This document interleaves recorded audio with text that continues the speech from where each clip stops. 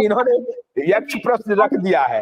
अब ये क्या कह रहे हैं, मैं यहाँ पर दार्शनिक के रूप में इनको इनके सवाल का उत्तर दूं।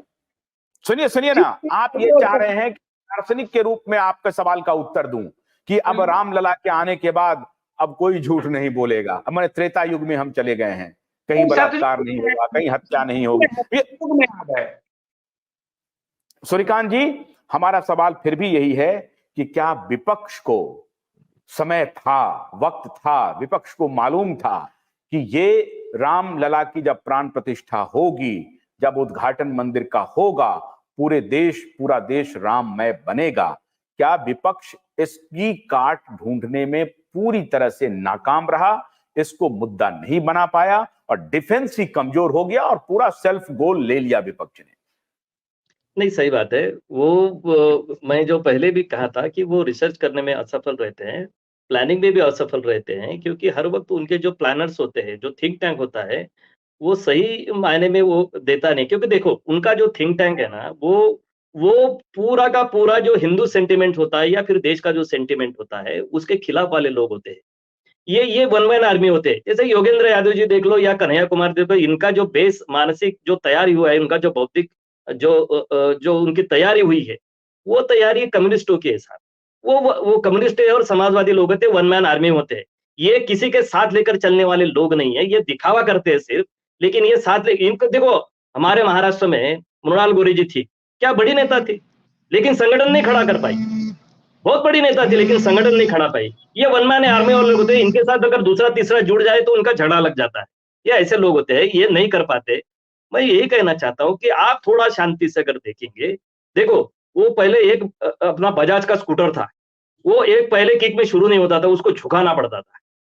ये लोग है ना, सब कोई बाद में सब लोग कर लेते हैं, फिर उनको पता चल गया, अरे यार ये इसको करना चाहिए था।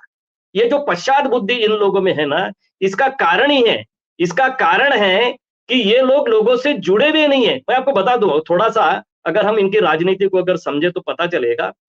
प्रमुखता से हम लोगों का कांग्रेस की अगर बात करेंगे तो कैसा है, ये लोग जब सत्ता में होते हैं तब इनका संगठन लूज होता है। जो भाजपा की और कांग्रेस की हम लोग बात करेंगे ना, तो ये जब कांग्रेस वाले जब सत्ता में होते हैं ना, उस वक्त तो संगठन के ऊपर ध्यान नहीं देते, और जब वो सत्ता में नहीं होते तो फिर संगठन के ऊपर चले जाते हैं। भाजपा का उल्टा है, भाजपा जब सत्ता में होती है तो संगठन वैसे सत्ता में रहे या ना रहे, वो संगठन के ऊपर काम करते हैं। लेकिन जब वो सत्ता में रहते हैं और सत्ता में बने हुए जो मंत्री होते हैं ना, वो भी अपने संगठन के तरफ पूरा ध्यान देते हैं। वो बोलते हैं कि संगठन मजबूत करनी चाहिए, विचार मजबूत करनी चाहिए, और वो बराबर परकोलेट कर देते हैं। यही तो डिफरेंस है। और इसीलिए वो लोगों के साथ मिलते रहते हैं, अनेक संगठनों की तरफ से मिलते रहते हैं। उनको फीडबैक वाली जो सिस्टम है उनका इतना बड़ा है कि धरातल के ऊपर क्या चल रहा है आप बताइए। ये जो अक्षत पहुंचाने का जो निमंत्रण देने का जो कार्यक्रम है, मैं आपको बताता तो हिंदुस्तान में अगर एक 100 करोड़ का अगर ना कोई नागरिक होगा, हिंदुस्तान में हिंदू नागरिक जिसको हम कहेंगे, तो 80% लोगों के पास ये निमंत्रण जा चुका है प्रत्यक्ष रूप से। यो लोगों को पहले मिल चुके हैं, अनेक माध्यमों से मिले होंगे, अनेक अनेक कार्यकर्ताओं से मिले होंगे। उसमें कोई भाजपा है ऐसा नहीं है, समाज के भी कुछ लोग हैं जो जाके मिले होंगे उन लोगों के, छोटे छोटे एनजीओ जो होते हैं उनके साथ उन्होंने मिलकर उन्होंने काम किया। राजनीति का सब्जेक्ट ही नहीं रखा उन्होंने, कोई राजनीति कर रहा था।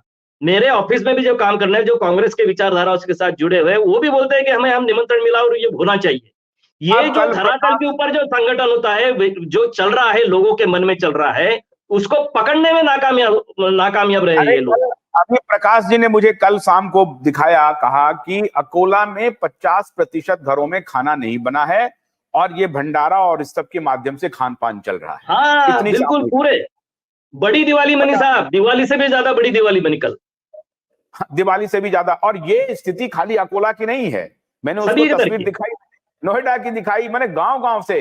कुछ लोगों ने तो कहा कि साइकिल से कुछ नौजवान जो है बिहार से अयोध्या के लिए चल पड़े हैं, बहुत आदमी पैदल ही चल पड़ा है। तो भाई आप राजनीति में है साहब और इस देश के नब्ज को नहीं समझ पा रहे हैं। योगेंद्र यादव और वो लड़का जो है, क्या नाम है वो, मार्च ऑन करने वाला, जो समावेशी, जिसका अप्रोच ही नहीं है, जिसका बॉडी लैंग्वेज समावेशी नहीं है, वो राजनीति में आप उनको सलाहकार बना के घूम रहे हैं, उनके साथ लेके जा रहे हैं।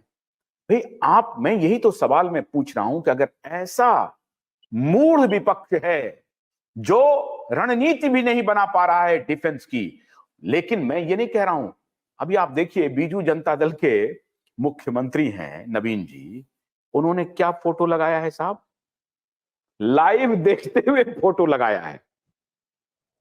शशि थरूर ने क्या लगाया, ममता बनर्जी और अभिषेक बनर्जी, देखिए उस दोनों का, मैंने जो जो लोग विरोध कर रहे हैं सीपीआई वाले, उनका क्या है, वो लोग खुद ही अपने आप को रिंग से बाहर करते जा रहे हैं।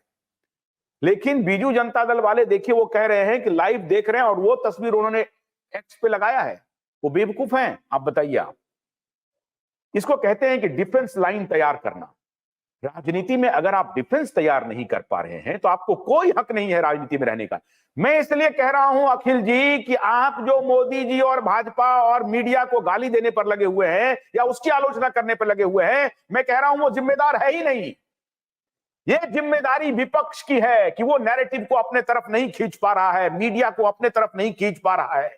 वो चाहे तो खींच सकता है, वो नहीं खींच पाया, नहीं खींच पाया, ये स्वीकार करिए आप। ये बहुत अच्छी बात आपने कही। मैं आपकी सारी बात को मैंने समझ सकता हूं, लेकिन एक इसमें बड़ी अच्छी बात कही कि आपने सारे विपक्ष को जीरो पर लाकर खड़ा कर दिया। तो इसमें तो बहुत बड़ी चीज है कि लोकतंत्र को अगर जिंदा रखना है तो ऐसे लोगों को विपक्ष को सलाह देना चाहिए, जो सलाह देने की बात है। दूसरी चीज ये है कि विपक्ष जो है ना, कितने लोगों का सलाह ले। पूरी देश की जनता जो है, देखिए आज की तारीख में जो बीजेपी की जो पूरी रणनीति है, वो किसी को सलाह लेने के लिए इतना मजबूर नहीं करती है। ध्यान रखिएगा, बीजेपी का जिद, बीजेपी का बयान, बीजेपी के नेताओं की करतूत जो है इस देश के बहुत सारे लोगों को अपच होती है ये। और सबसे बड़ी चीज क्या है कि बीजेपी को हो सकता है 2024 के चुनाव में भी इस राम मंदिर के सहारे उसकी जीत हो जाए, और अगर जीत हार की ही राजनीति की अंतिम पराकाष्ठा है कि हम चाहे जो भी तंत्र मंत्र करके हम जीत ही हासिल कर ले, तो लोकतंत्र तो ऐसे नहीं चलेगा। तो लोकतंत्र को खत्म करिए। तब कह रहा हूं कि बीजेपी को सुनिए, बीजेपी को असहिष्णु, बीजेपी को फासिस्ट, बीजेपी को ये सब बताने के जितने नैरेटिव है ना, वो सेटल डाउन हो चुके हैं। और मैं बता रहा हूं आपको वे जो नैरेटिव है वो क्यों सेटल डाउन हो चुके हैं। आप विपक्ष के पास इतना बड़ा बैगेज है कि उस काट को ये काट से नहीं काट पाएंगे। आप बीजेपी वाले, आपके पास समान, अभी मैं 11 बीजेपी की 11 कांग्रेस पार्टी की 11 महान गलतियों की विवेचना करने वाला हूं। 11 महान गलतियों की, महान मतलब 11 ब्लंडर जो आजादी के पहले से कांग्रेस पार्टी ने किया, ठीक आजादी के आसपास। कैसे नेहरू जी प्रधानमंत्री बने, कैसे 48 में और उसके बाद यूएनओ चले गए कश्मीर के मुद्दे पर, कैसे 52 में आपने एक चुनी हुई सरकार को गिरा दिया, कैसे 62 में आप चीन पर भरोसा कर गए, हिंदी चीनी भाई भाई कर गए और फेल हो गए, कैसे आपने फिर इमरजेंसी लगा दिया एक प्रधानमंत्री की हार के बाद, कैसे फिर आप 85 में साहबानों का केस आया, सुप्रीम कोर्ट के मामले को पार्लियामेंट में पलट दिया। आप मास इनजस्टिस करते आ रहे हैं। डिक्टेटरशिप का मतलब है आपके पास कोई इतना बड़ा चिट्ठा है कि आप उसको काट नहीं पाएंगे। उसके बाद भी आप बीजेपी को फासिस्ट, बीजेपी को कह दीजिए कि वो धर्म, आप कहते रहिए। ये जो आप जो सीरीज चलाने वाले हैं 10 विषयों पर, बहुत अच्छी बात है, आपको मैं बधाई देता हूं, अग्रिम बधाई। लेकिन आप जो है ना 20 साल पुराना, 12-13 साल वहां गुजरात का और 10 साल दिल्ली का, 20 साल पर 20 स्टोरी चलाइए ना।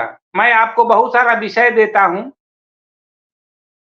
चलाइएगा। मैं ये कह रहा हूं कि विपक्ष ने बहुत गलतियां की, मैं इस बात को भी मानता हूं, और आज भी कर रहा है विपक्ष, बहुत बड़ी गलती कर रही है। लेकिन लोकतंत्र को जिंदा रहना चाहिए, संविधान को जिंदा रहना चाहिए। अगर लोकतंत्र संविधान नहीं है तो तमाम चीजें खत्म है। और आप इतना जानते हैं, एक बंगाल का मैं उदाहरण दे रहा हूं, 26 से 29 साल तक बंगाल में वाम दलों की सत्ता सरकार थी। क्या हासिल हुआ अंत में? बंगाल को क्या मिला? देखिए अखिलेश जी, आपने मुझसे पूछा कि 20 साल के करतूत पर, मैं तथ्यपरक और सत्यनिष्ठ बात करने से बिल्कुल पीछे नहीं हटता हूं, आपको मालूम है।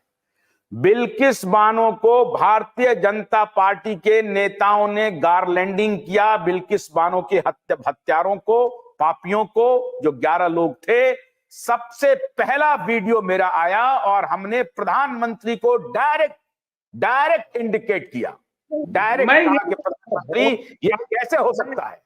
मैं दूसरी बात बोल रहा हूँ, वो सजा दे रहा है, वो सजा भुगत के आ रहा है और आप उसको इस तरह से गारलैंडिंग कर रहे हैं जैसे लग रहा है कि वो युद्ध जीत के आया है। बिल्किस बानो को मैं मुस्लिम की बेटी नहीं मानता हूं। बिल्किस बानो इस देश की बेटी है और ऐसे बिल्किस बानो के जैसे हजारों के साथ जो अपराध हुए हैं। कहने का तात्पर्य यह है कि ये जो एकांगी मीडिया है रवीश कुमार वाली, उस पर भी मैं आऊंगा, अभी नहीं आ रहा हूं। एकांगी मीडिया जो कुकर्म कर रही है वो, और अपोजिशन की जो अपनी रणनीतिक भूल है वो दोनों मिल करके इस देश को गर्त में ले जा रहा है। भोलानाथ का ब्रश कटर एक बैटरी से चलने वाली मशीन है जिसका चार्जिंग समय 3.5 घंटे है। इसे हम 6 से 8 घंटे बिना रुके चला सकते हैं। एक बार चार्ज करने पर ये 16,000 स्क्वायर फीट गेहूं, चावल, बजरा, जोवर के खेत काट सकता है, जबकि इसी कार्य को पेट्रोल ब्रश कटर 1,000 रुपए पेट्रोल का खर्चा करता है।